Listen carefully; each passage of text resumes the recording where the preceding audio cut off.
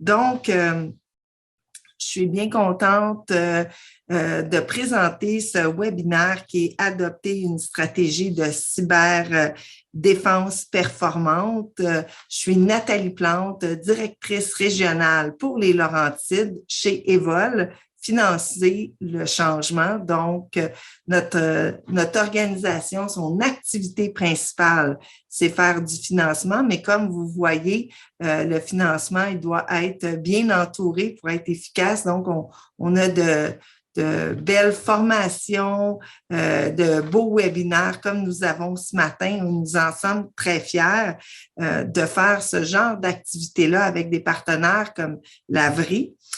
Et ce matin, pour nous présenter notre sujet, un sujet de l'heure, nous avons deux intervenantes, pas une, c'est deux pour le prix d'une.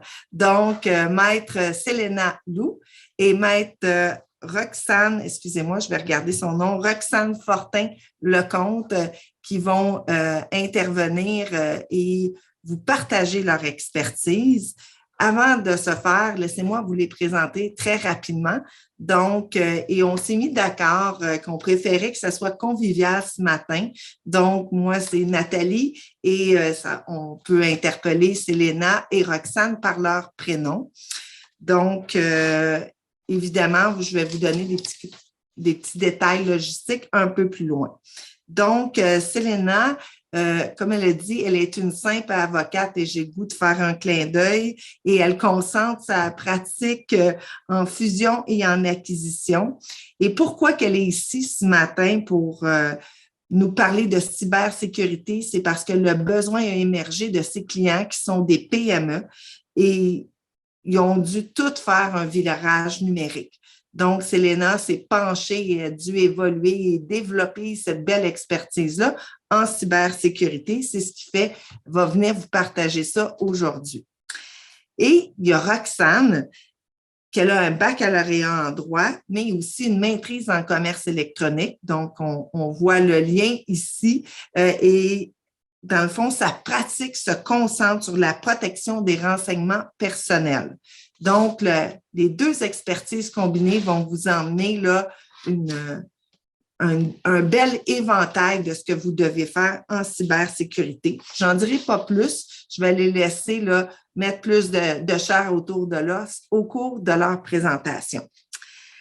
Avant qu'on passe à la présentation, je vous donne quelques petits détails logistiques. Le premier, c'est que vous allez remarquer que tous vos micros vont être en mode sourdine pour éviter les bruits ambiants. C'est notre réalité du virtuel.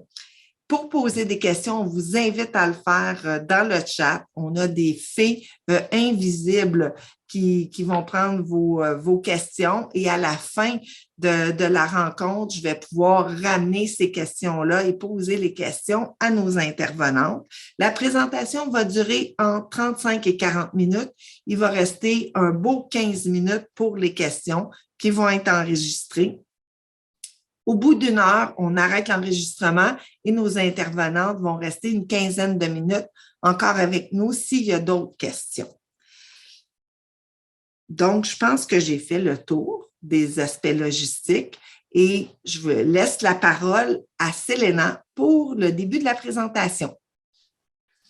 Merci beaucoup, Nathalie, pour l'introduction et bon matin à tous. Bienvenue parmi nous ce matin. Écoutez, si vous êtes ici à cette présentation, c'est que vous êtes déjà des convaincus de la cybersécurité. Alors, je suis bien heureuse d'avoir cela parce que souvent, on pense que la cybersécurité, c'est vraiment une affaire des grandes entreprises. Ça ne concerne pas la PME. En fait, non, c'est vraiment une affaire de tous. Dès que vous touchez à un ordinateur, vous pouvez être victime d'un cyberincident. Alors, aujourd'hui, on est un petit groupe, donc on aura la chance d'échanger et vous allez pouvoir nous poser des questions. Et notre but, c'est vraiment être concret, hein? C'est vous offrir des outils pour que quand vous sortez d'ici, vous ayez une bonne idée de qu'est-ce que vous pouvez mettre en place tout de suite et quoi faire pour adopter une stratégie cyberdéfense rapidement. Alors, Écoutez, Nathalie a déjà fait un super boulot pour nous présenter. Moi et Roxane, on fait partie de l'équipe de cybersécurité de l'Avri. Donc, pour commencer tout de suite, je pense qu'on va briser la glace avec Roxane qui va nous expliquer c'est quoi un cyberincident. Merci Nathalie pour les présentations. Merci Selena. Alors, un cyberincident, généralement, on pense à deux choses quand on pense à un cyberincident. Selena en a parlé. On pense à un incident qui touche une grande entreprise et on pense que ça touche à des renseignements personnels. On pense aux exemples qu'on a vus dans les médias avec les institutions financières, avec les hôpitaux, avec les entreprises comme Ashley Madison. On pense très rarement aux petites entreprises, puis on pense très rarement à des incidents de cybersécurité qui touchent autre chose que les renseignements personnels. Mais un cyberincident, ça a une définition très large. Ça peut être une grande variété de choses. Ça peut être une petite ferme en Estrie qui a seulement 2 employés, qui a très peu de renseignements personnels, mais qui a tout son système de production puis son système des serres qui était informatisé et elle a une attaque et elle n'est pas en mesure de continuer sa production pendant plus d'1 semaine. Ça peut être un employé qui oublie son ordinateur sur un train de banlieue puis l'ordinateur n'est jamais retrouvé par la suite. Ça peut être un employé qui est mécontent, puis à la fin de la relation d'emploi, il quitte avec une liste de clients qui étaient des renseignements sensibles pour vous. Ça peut être une petite chocolaterie du nord de Montréal qui, pour une raison obscure, c'est son secret commercial, la recette de son chocolat, elle est divulguée par un concurrent, puis elle ne sait pas pourquoi. Alors, un cyberincident, c'est très large, c'est tout événement qui compromet la confidentialité, l'intégrité ou l'accessibilité des systèmes d'information au sens large. Puis comme Selena va l'expliquer, il y a une grande variété de cyberincidents qui peuvent survenir, mais il y a aussi une grande variété d'enjeux qui entourent les cyberincidents.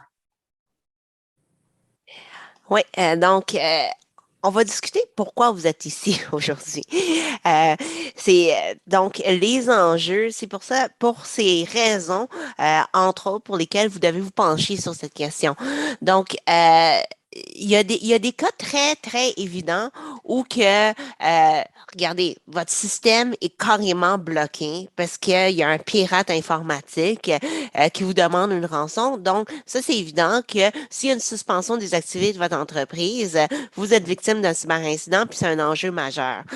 Dans le cas des fameux pertes, des fuites des renseignements personnels, vous avez pu le voir dans les médias qu'ils peuvent atteindre la réputation de l'entreprise et la perte de confiance de la clientèle, c'est un cas quand même assez évident. Un autre élément à réfléchir aussi, c'est que si vous êtes victime d'un piratage et que votre ordinateur ne fonctionne pas, c'est que vous ne pouvez plus communiquer entre vous, entre les employés avec vos clients. Il faut penser à qu'est-ce qu'on fait quand que votre courriel est compromis. De nos jours, quand que même les téléphones, c'est une téléphonie IP et que tout ça se passe sur nos téléphones et que si c'est compromis, il faut vraiment réfléchir à des moyens secondaires pour continuer vos communications. On a parlé de rançon, perte de revenus, possibilité de litige, évidemment. Possibilité de litige, on a vu les recours collectifs des clients contre les entreprises, mais également, il faut concevoir que maintenant, dans les contrats, c'est prévu que lorsqu'un de vos fournisseurs ou un de vos clients vous partage de l'information confidentielle, vous, en tant qu'entreprise, vous avez une obligation de les protéger et mettre en place des mesures de cybersécurité.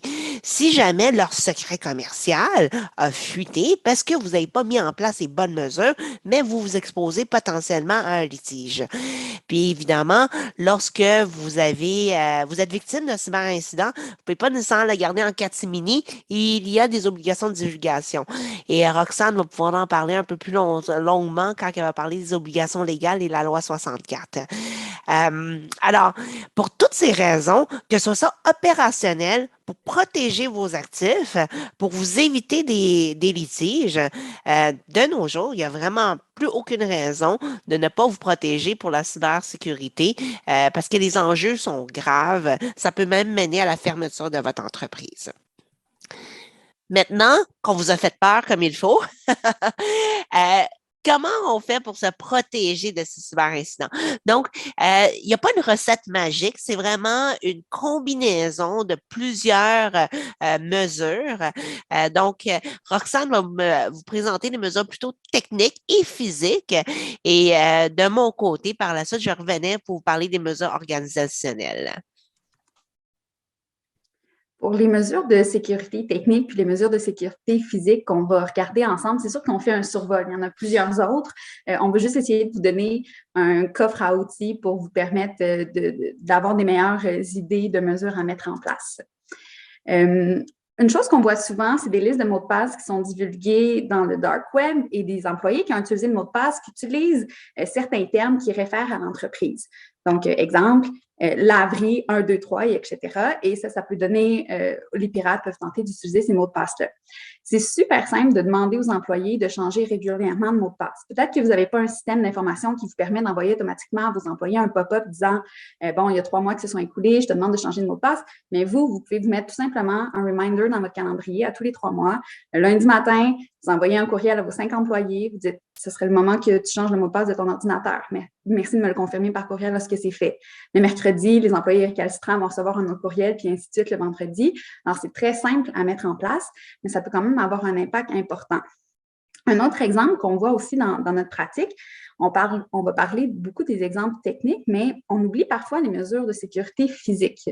On oublie parfois un employé quitte pour le dîner, il y a une salle avec plein de dossiers dans lesquels il y a des dossiers de des clients, des renseignements personnels, leur adresse, leur numéro de carte de crédit, etc. Puis les portes ne sont pas verrouillées. On le voit aussi dans les usines, c'est un peu difficile, on doit laisser les portes d'entrée accessibles, on a différents fournisseurs qui viennent porter des choses, etc. Il faut s'assurer que tous les endroits dans lesquels il y a des ordinateurs, des systèmes d'information, etc., ils sont bien sécurisés, idéalement avec l'accès avec des puces électroniques pour pouvoir retracer qui est entré, mais sinon, les bonnes vieilles clés peuvent quand même fonctionner. Pour ce qui est des mesures physiques, le port le blocage des ports USB dans les ordinateurs, c'est une mesure qui s'avère quand même très efficace puis qui peut empêcher les employés de sortir une grande quantité de renseignements personnels ou de renseignements de l'organisation à votre insu. C'est très, très, très important d'avoir un mécanisme de sauvegarde, idéalement qui est automatisé, mais sinon, vous pouvez le faire vous-même. Puis un mécanisme de sauvegarde qui vous permet d'enregistrer sur des appareils externes qui sont déconnectés les renseignements. C'est important parce que si, comme Selena l'exposait, s'il y a une attaque par laquelle vous ne pouvez plus avoir accès à vos renseignements, mais vous allez avoir un disque externe qui vous permet d'accéder à nouveau aux renseignements. Mais c'est aussi important parce que vous avez certaines obligations réglementaires de conservation de différents renseignements, notamment des renseignements des employés. Et si vous êtes victime d'une attaque qui fait en sorte que vous n'êtes jamais en mesure de recouvrer l'accès au système ou seulement partiellement, vous pourriez avoir perdu des renseignements que vous aviez l'obligation réglementaire de conserver. Alors, d'où l'importance là, vraiment d'avoir des mécanismes de sauvegarde sur des appareils qui sont externes. Je parle des antivirus, vous le savez, mais c'est important d'en avoir et juste de faire les mises à jour.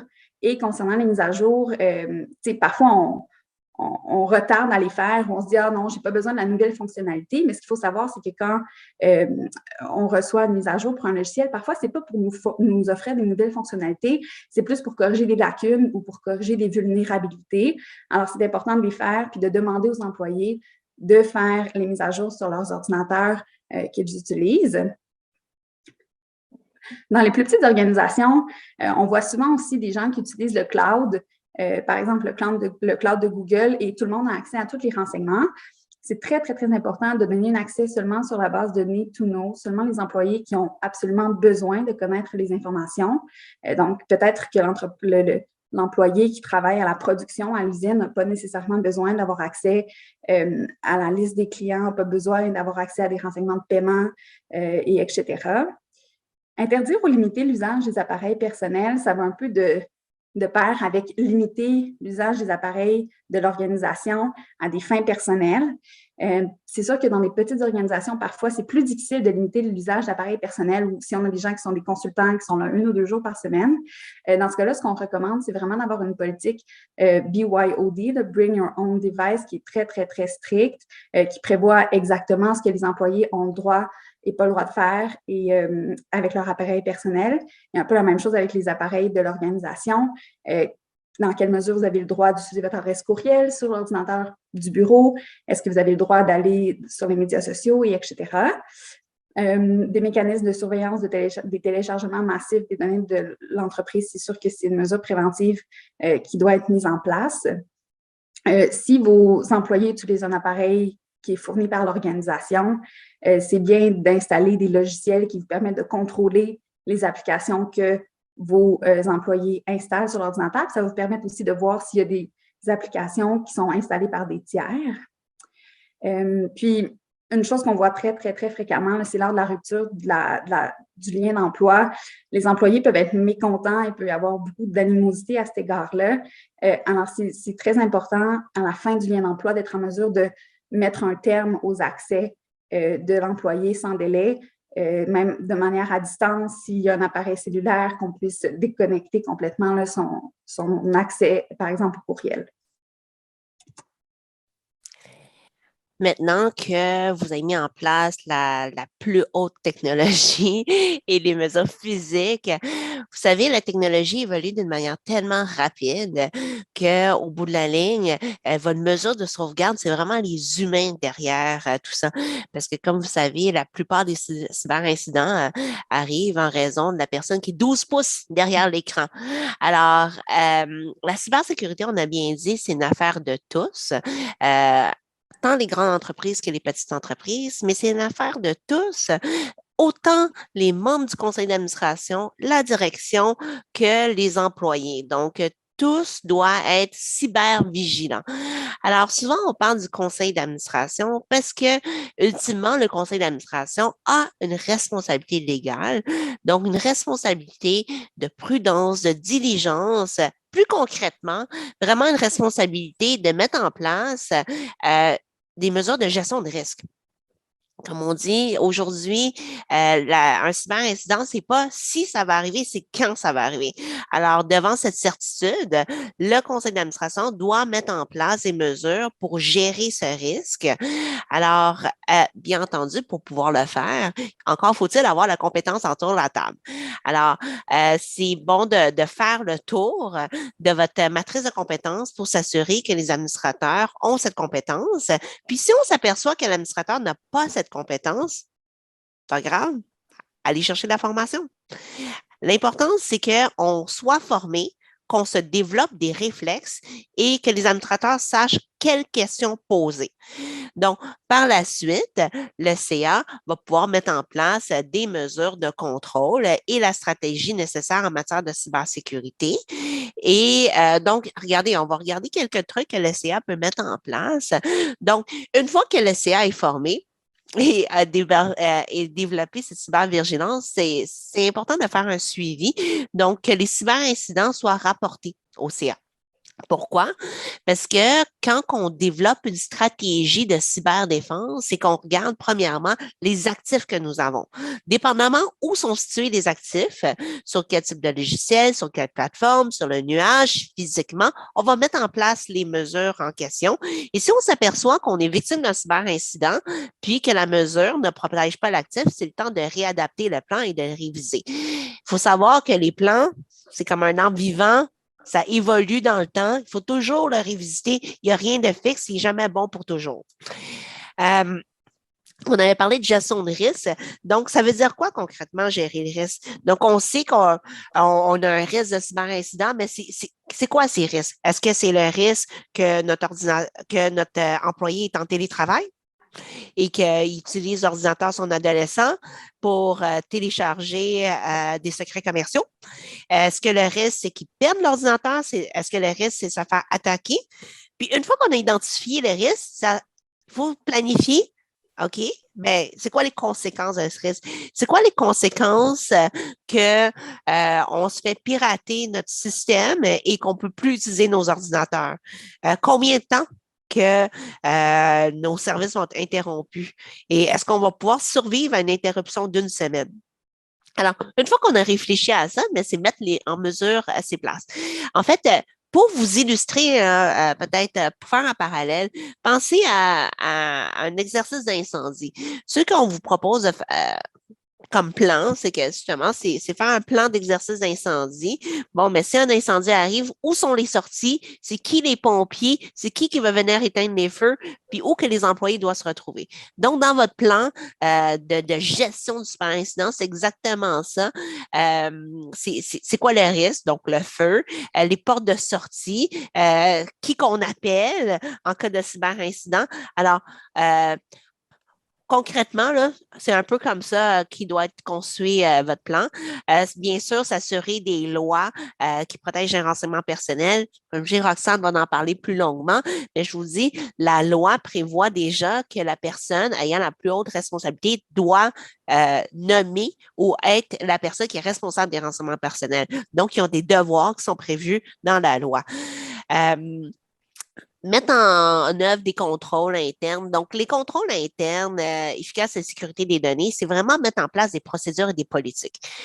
Comme on a dit, vous mettez en place la meilleure technologie au monde, mais disons, si vous envoyez la personne à la comptabilité, envoie l'argent à un mauvais compte de fournisseur, parce que c'est un faux fournisseur qui vous a fourni des fausses données bancaires. Écoutez, c'est pas la technologie qui aurait nécessairement pu empêcher ça. La procédure, c'est très simple. C'est simplement lorsqu'un fournisseur vous appelle, communique avec vous par courriel pour vous dire j'ai changé de banque, on a changé de personne signataire. Ça serait prendre le téléphone puis appeler votre fournisseur. Ah, est-ce que c'est vrai que vous voulez que je vous envoie 500 000 à telle banque au lieu de telle banque? Alors, c'est des mesures très, très simples qui pourraient vous sauver beaucoup de troubles. Puis bien entendu, un des éléments, je pense, qui est important aujourd'hui, c'est regarder pour vous assurer que votre assurance comprend la cybersécurité, en fait, la cyberassurance. La cyberassurance peut vous couvrir de deux façons. En cas d'interruption d'affaires. Donc, si on parle que vos ordinateurs ne fonctionnent pas, mais ça peut être vos machines, hein, parce que vos machines, de nos jours, sont connectées, c'est Internet des objets. Alors, on a vu dans notre clientèle des manufacturiers où que toute leur usine est compromise en raison d'une cyberattaque. Alors, l'assurance peut venir vous aider à couvrir l'interruption d'affaires, gérer le cyberincident, couvrir les coûts qui en découlent. Et quand on pense à l'assurance, on pense aussi à un litige. Donc, si jamais vous êtes exposé à une poursuite potentielle, votre assurance peut possiblement vous couvrir. Alors, tout ça pour vous dire que c'est important de développer une cyber-vigilance à travers toute l'organisation parce que c'est bien que le CA sache tout ça, mais encore faut-il transférer que ça soit fait avec la direction et que les employés soient au courant, qu'on soit tous sur la même page, puis qu'on sache exactement c'est quoi le plan d'action qu'il faut adapter. Donc, il faut former les employés, il faut qu'ils soient au courant des politiques qui sont mises en place. Une fois qu'ils sont formés, en fait, les entreprises, on vous suggère de faire des tests d'intrusion, même des tests de faux courriels de phishing pour voir c'est quoi la réaction de vos employés. Premièrement, est-ce qu'ils ont compris c'est quoi un cyberincident? Est-ce qu'ils ont développé les réflexes de ne pas répondre ou fournir l'information à certains courriels? Et bien entendu, quand on parle d'une culture de cybervigilance, Roxane va en parler davantage, mais c'est être sur un mode alerte, sachant que ça peut arriver n'importe quand.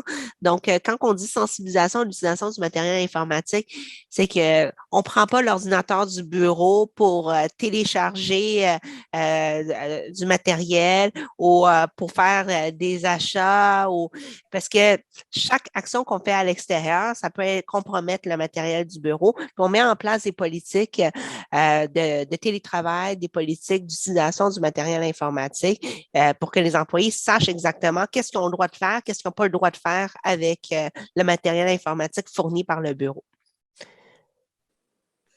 Selena, elle a parlé brièvement de la cybervigilance. Mais là, peut-être que vous allez être motivé après notre formation, vous allez retourner dans votre organisation, vous allez dire, OK, j'ai des idées de ce que je dois mettre en place, je vais préparer des politiques. Bon, là, on va avoir comme un mois, 2 mois là, où est-ce que la cybersécurité va plus être au cœur, puis ensuite, bon, ça va retomber, puis là, vous allez avoir de nouveaux employés qui vont arriver, mais est-ce qu'ils vont recevoir l'information sur les nouvelles politiques que vous avez mises en place en matière de cybersécurité? Est-ce que les employés qui ont reçu les informations il y a 6 mois vont avoir une nouvelle formation, et etc.?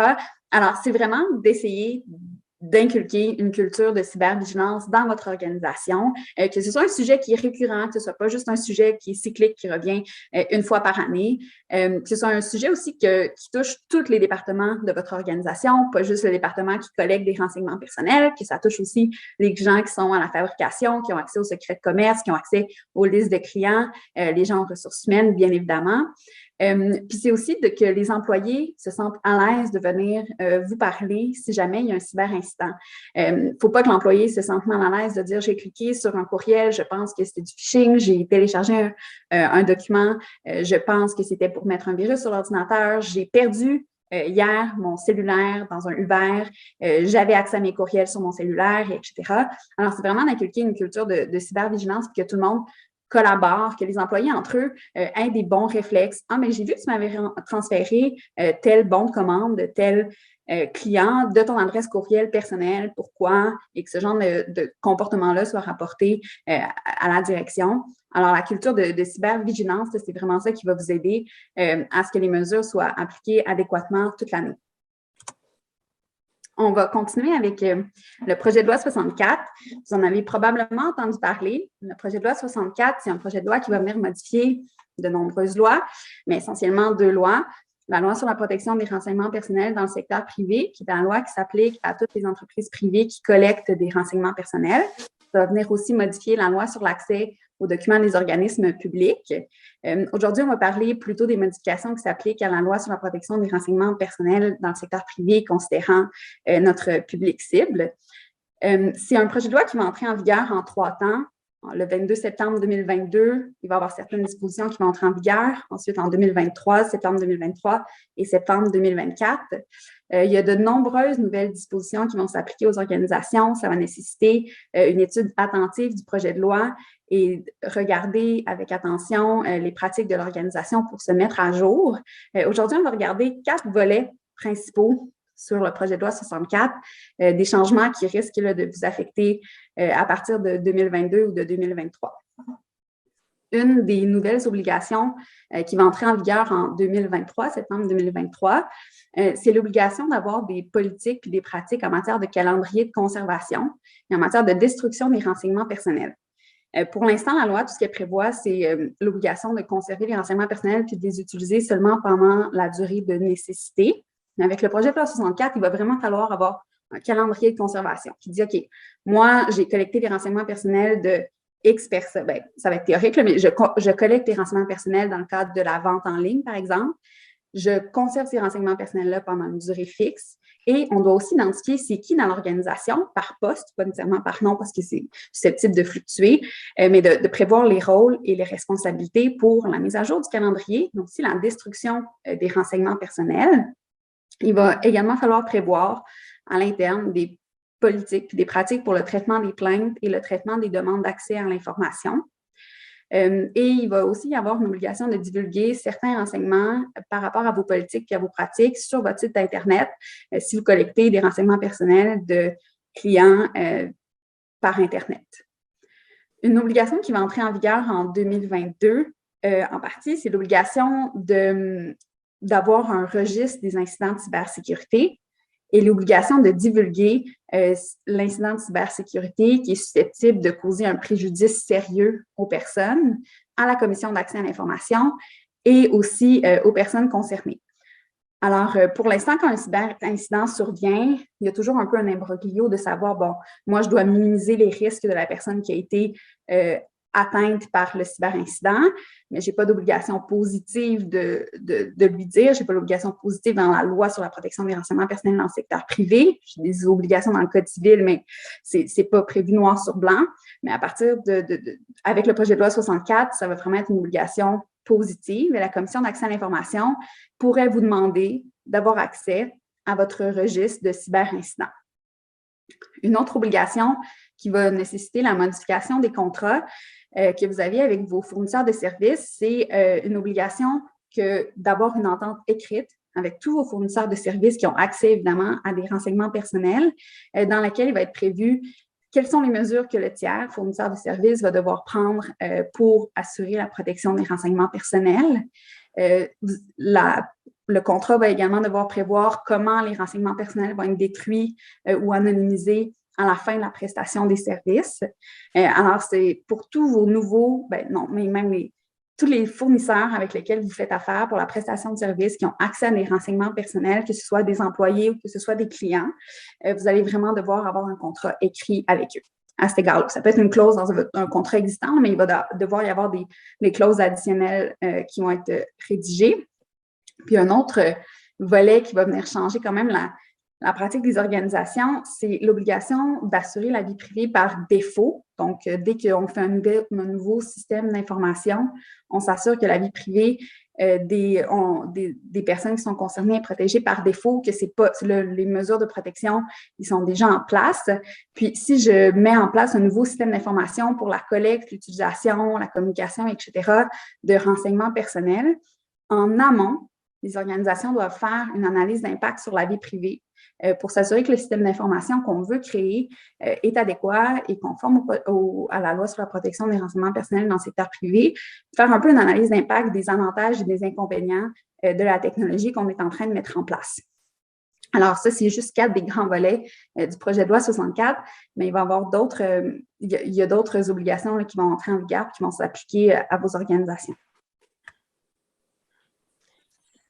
Donc, on a voulu faire une présentation simple et vous donner vraiment des outils concrets pour comment adresser le cyberincident parce que la cybersécurité, comme on dit, c'est vraiment une affaire de tous. C'est pas seulement de l'équipe de TI. On imagine souvent l'équipe de TI avec leur tasse Star Wars. Mais non, pas du tout. Il faut vraiment que toute l'entreprise développe cette cybervigilance et comprenne que c'est pas juste la technologie qui va pouvoir vous permettre d'éviter un cyberincident, mais c'est vraiment les humains derrière ça. Alors, c'est bien d'avoir la belle porte blindée que vous avez payé le gros montant pour vous protéger, mais si vous laissez vos fenêtres ouvertes, vous pouvez être quand même victime. Alors, ce qu'on a développé chez Laverie, je vois que dans le chat, on vous en a parlé. On a préparé un petit cadeau pour vous. D'ailleurs, l'instigatrice Amina est avec nous aujourd'hui. Bonjour Amina. On a fait un petit b.a.-ba de la cybersécurité. Alors, vraiment, un guide imagé avec des outils de quoi faire avant un cyberincident. C'est quoi qu'on met en place? On en a parlé brièvement des plans, des politiques. Quoi faire pendant? Donc, il y a un cyberincident qui survient. Qu'est-ce qu'il faut faire? C'est quoi la première action à mettre en place? Et quoi faire après? Parce qu'après, il y a d'autres actions à mettre en place. Alors, ce petit guide sera disponible et vous sera envoyé par courriel. Et également, à la fin de ce guide, vous allez voir, il y a un petit questionnaire. Vous pouvez vous amuser à le faire. Ce questionnaire, c'est à peu près 70 questions, des questions à vous poser, à savoir quel est votre statut en matière de cybersécurité? Est-ce que vous êtes, vous faites bonne figure ou, il y a quand même des mesures à mettre en place? Alors, suite à ce questionnaire, on pourrait en discuter plus amplement ensemble ou encore, ce questionnaire vous permet au moins d'avoir des pistes de réflexion pour discuter avec vos membres du conseil d'administration ou les membres de votre équipe pour mettre en place peut-être certaines mesures qu'on vous a présentées aujourd'hui. Alors, je pense qu'on a fait le tour. On a bien hâte d'adresser vos questions et discuter avec vous. Et merci infiniment. Merci d'avoir fait un tour aussi complet, puis d'allumer, dans le fond, des lumières sur qu'est-ce que c'est l'importance de la cybersécurité, puis qu'est-ce que ça veut dire, puis comment qu'on peut l'appliquer dans un langage vraiment où ce que tout le monde peut très bien vous suivre. Merci beaucoup à vous. C'est fascinant de voir justement, souvent, comme vous avez dit, Selena, et c'est pas seulement l'affaire des gens des TI, la cybersécurité, c'est l'affaire de tout le monde. Donc, je vais procéder aux questions. J'en ai quelques-unes. La première, puis ça peut être répondu là, par Selena ou par Roxane. La première est de Caroline Cloutier. Si on utilise un service comme 1Password, est-ce que l'on devrait aussi changer ses mots de passe d'accès au service web régulièrement?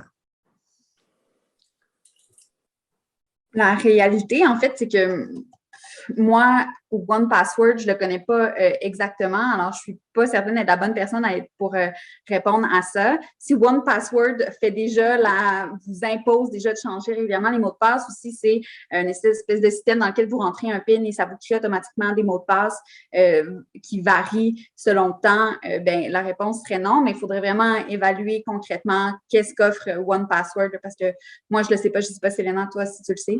Non, c'est ça, je ne connais pas nécessairement ce logiciel.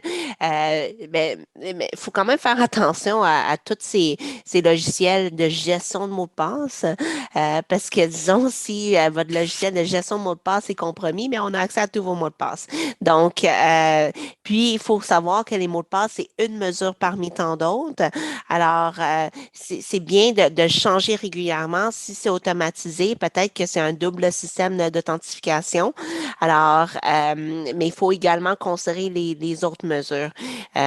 Mais comme Roxane dit, moi non plus, je ne connais pas nécessairement ce logiciel. Si vous voulez nous en dire davantage, peut-être qu'on pourrait répondre à votre question. Excellent. J'imagine, nous, c'est vraiment un logiciel, j'imagine, moi non plus, je ne le connais pas, donc de gestion de mots de passe. Est-ce que Caroline, tu veux te démuter pour en dire un peu plus ou ça va?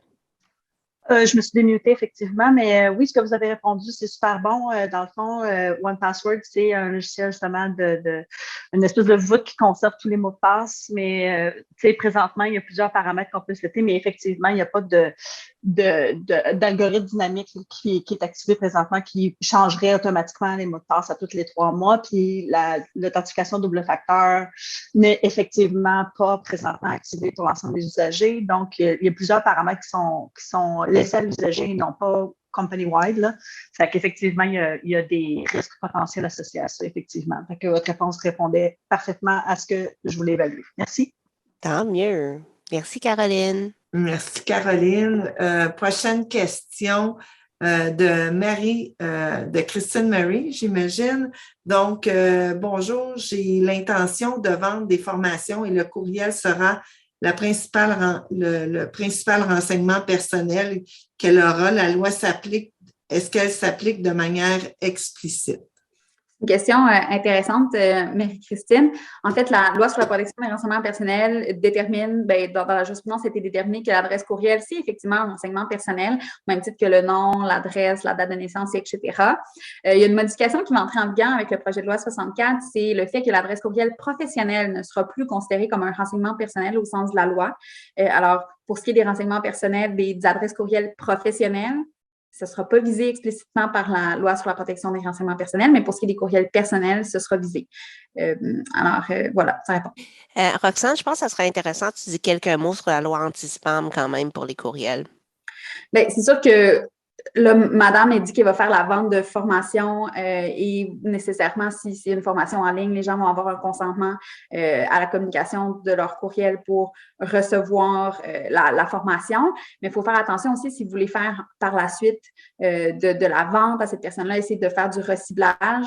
Il y a différentes dispositions dans la loi canadienne anti-courriel qui s'appliquent. Vous avez une exception pour les relations d'affaires en cours pendant 2 ans, mais c'est très important là, d'avoir un calendrier qui vous permet de voir à quelle date vous avez collecté l'adresse de l'individu pour être sûr de ne pas contacter cette personne-là à l'extérieur de la relation d'affaires en cours de 2 ans, de manière à être conforme à la loi canadienne anti-courriel. Merci beaucoup. Ça, c'est une loi fort importante qui affecte en fait toutes les gens qui font affaire ensemble. Donc, si jamais c'est un beau sujet peut-être pour un autre webinaire, même si on a l'impression de le connaître, des fois on oublie dans l'application, comme vous avez dit tout à l'heure. Donc, une question de Michael. Bonjour, est-ce possible de clarifier l'aspect légal de la responsabilité en matière de cybersécurité? Par exemple, dans le cas d'une organisation sectorielle offrant des services informatiques partagés à ses membres, vente en ligne, réservation, etc., ou pour l'usage par une entreprise d'une entreprise tierce pour ses services en ligne. Exemple, un commerce qui utilise Shopify pour la vente en ligne. Longue question, je vous répéterai s'il y a des bouts. Michael rit, donc je vous répéterai s'il y a des bouts, mesdames. Je pense qu'il y a plusieurs éléments qu'on va pouvoir déballer ensemble. Puis, si vous avez besoin de précision, on va pouvoir élaborer davantage. L'aspect légal de la responsabilité en matière de cybersécurité, je pense qu'on en a mentionné quelques-uns. C'est sûr que donc, vous offrez, c'est ça, je vois, vous offrez des ventes en ligne. Un des éléments quand même importants à garder en tête, c'est que c'est vos obligations contractuelles en matière de cybersécurité. Parfois, dans vos contrats, que ce soit avec justement un fournisseur ou encore avec même vos prêteurs, vos banquiers, vous avez des obligations en matière de cybersécurité parce que vous recevez de l'information confidentielle de ces parties-là. Donc, si jamais vous êtes victime de cyberattaque, il est fort possible que dans ces contrats, c'est prévu que vous avez une obligation, premièrement, de leur divulguer, leur notifier que vous avez été victime d'une cyberattaque et également, vous avez cette obligation de mettre en place certaines mesures de cybersécurité et si vous ne l'avez pas fait, vous pouvez être exposé à des poursuites potentielles. Il y a d'autres aspects légaux. Je ne sais pas, à moins que Roxane, est-ce que tu voyais la question sur un autre angle ou peut-être Michael, tu voudrais préciser? Oui, je peux. Déjà, le début de réponse m'aide beaucoup. En fait, ce n'est pas le cas de mon organisation, mais on soutient une organisation tierce qui s'en va dans cette direction-là, soit d'offrir des services informatiques à ses membres. Donc, un élément que je comprends très important là-dedans, c'est que cet échange-là doit être très, très précis par un contrat. C'est pas juste on l'offre puis allez-y. Mais ils offrent des services informatiques à ses membres. C'est que, disons, si ils ont de l'information confidentielle aussi de ses membres puis qu'ils manipulent cette information, je pense que c'est important de mettre en place des règles. Puis aussi, l'autre chose, c'est le type de renseignement qui manipule. Disons, si, je ne sais pas, un de ses membres, c'est une clinique médicale, puis que dans le cadre de ses services, il manipule, il peut avoir accès à des données médicales des patients de son client. Là, il y a des règles précises dans la loi qui réglementent ça. Par exemple, des données médicales ne peuvent pas être sur un serveur autre que canadien. Alors, c'est très important, en fait, de valider puis bien de voir c'est quoi le contexte pour mettre en place des bons contrats et politiques en question. Super, merci beaucoup. Ça fait plaisir. Merci beaucoup. Une autre, vous gênez pas pour les questions. Martine, une de nos fées qui est toujours là, sans être visible, vous a dit, vous ne gênez pas. Il me reste une question en banque, je vais la poser, mais ne gênez pas si vous avez d'autres questions à les mettre dans le chat. Une autre question de Caroline Cloutier. Est-ce qu'il existe des subventions pour aider les OBNL, les organismes à but non lucratif, à mettre en place les requis de la loi 64? Personnellement, je ne suis pas au courant de subventions spécifiques là, ou d'un programme gouvernemental spécifique pour les OBNL pour les aider à mettre en place les nouvelles obligations du projet de loi 64. Selena, toi, est-ce que tu as été… Oui, en fait, j'ai participé à un autre panel et il y avait un représentant de Prompt Innov qui parlait justement des subventions puis du financement possible. Est-ce que c'est pour mettre en place le projet de loi 64?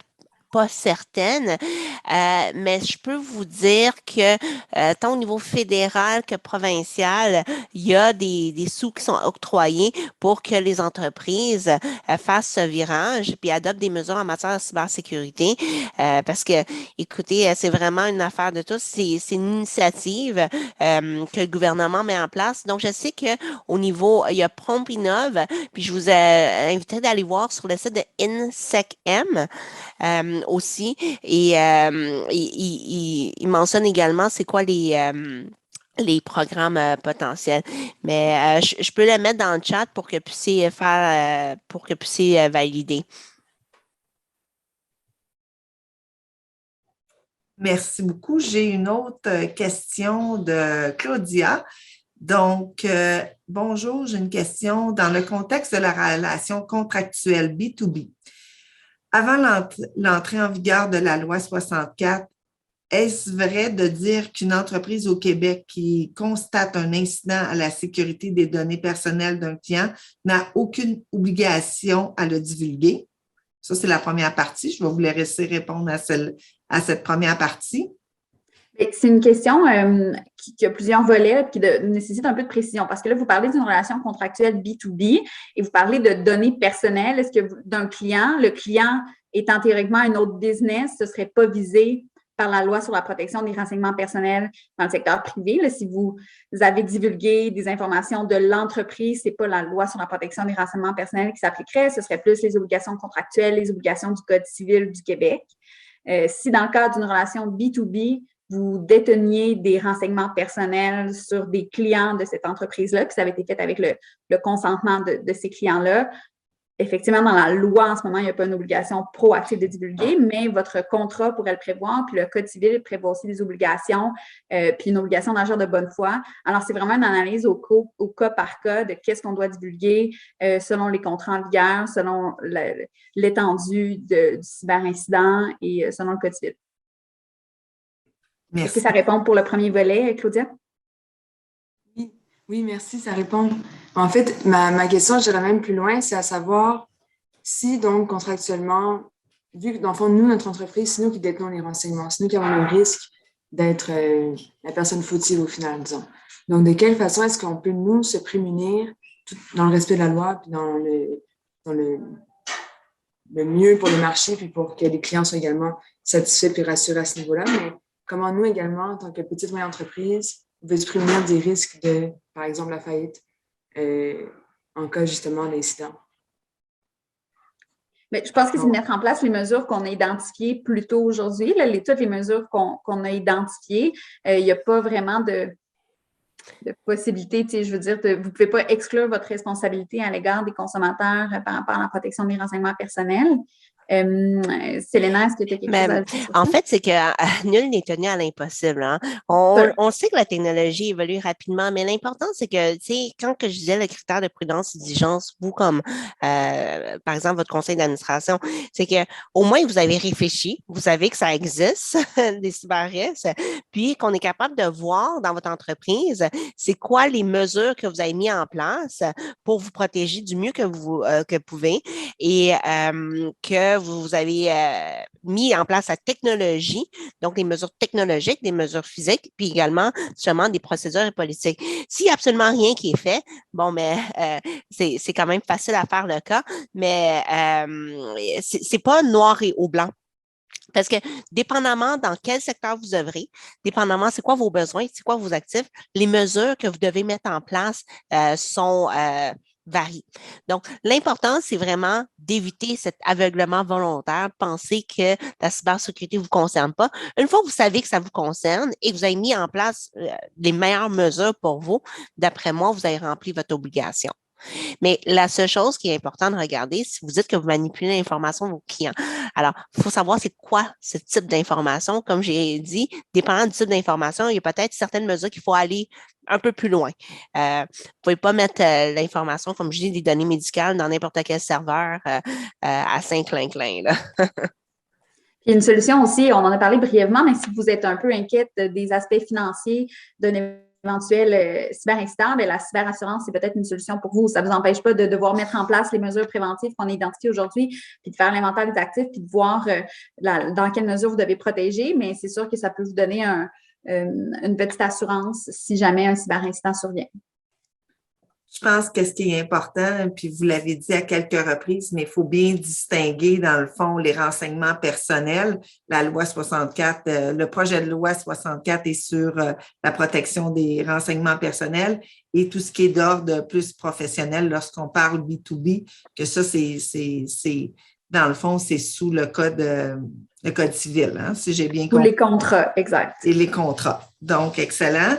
Et le type, moi, ce que je me rappelle aussi, c'est quel type de renseignement vous avez. Ça, j'ai compris que ça, c'était très important. J'ai quelques autres questions, puis après, il y a quelques commentaires. Prochaine question, je suis intervenante et je me lance dans la vente en ligne de formation, mais également dans l'offre de suivi de mes clients. Et là, oui, je vois que la loi 64 plus clairement. Je suis la seule personne au sein de mon organisation. Je suis la fondatrice et PDG. C'est Mary Christine qui nous demande ça. Donc, j'imagine que tu veux savoir, Mary Christine, qu'est-ce qu'il faut que tu mettes en place? C'est quoi les impacts? Parce que dans ce que tu disais, je voyais moins ta question. Est-ce que tu veux te démuter?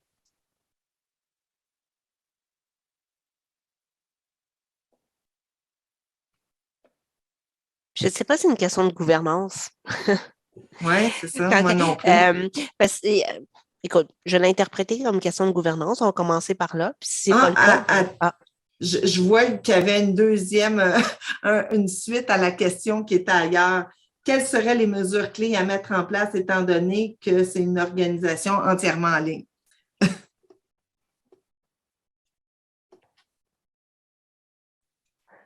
OK.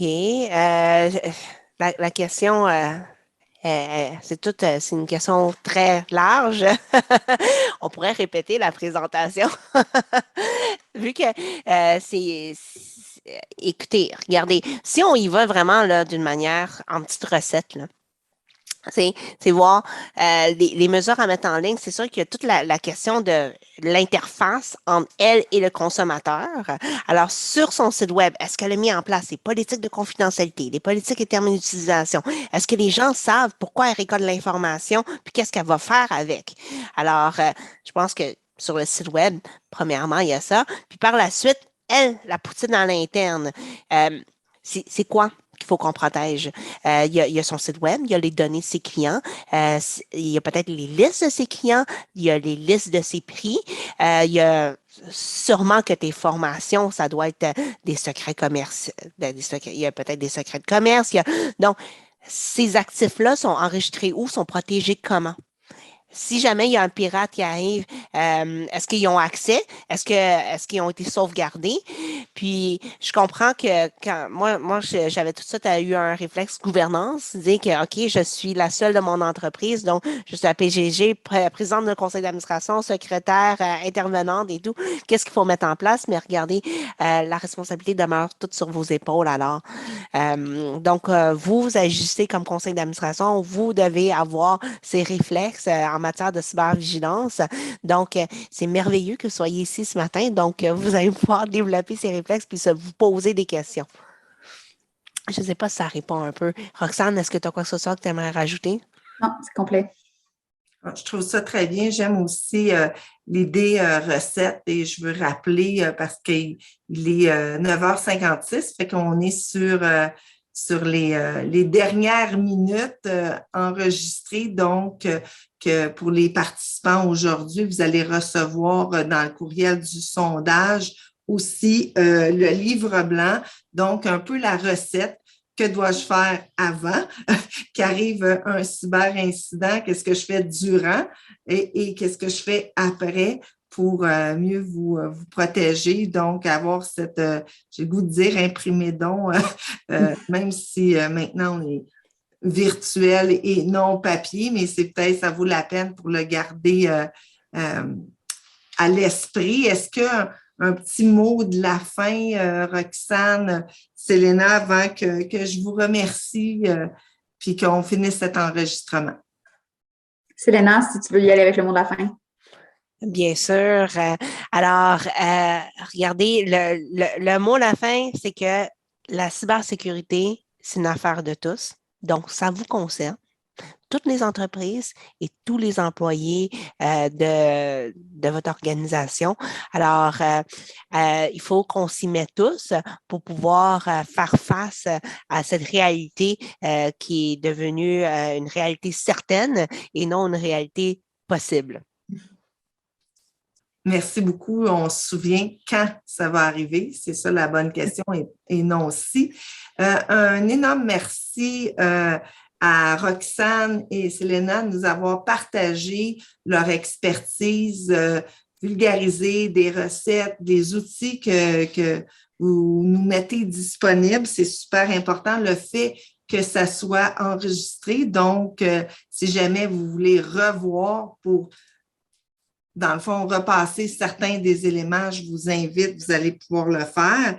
Un grand merci à notre partenaire Lavry qui s'est joint à nous pour rendre ces informations-là si indispensables, disponibles aux entrepreneurs. Merci à vous tous d'être présents et gênez-vous pas pour venir à d'autres de nos beaux webinaires. Je vous invite à consulter notre site Internet, de vous inscrire à notre infolette si vous voulez en savoir plus sur nos activités, sur nos articles de blog, sur toutes les choses qui pourraient vous intéresser, faire partie de notre belle grande communauté, j'aurais dû vous dire inclusive et diversifiée d'Evol.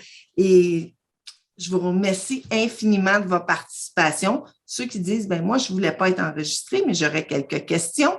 Mais je vous invite à rester. Nos intervenantes vont rester une quinzaine de minutes avec nous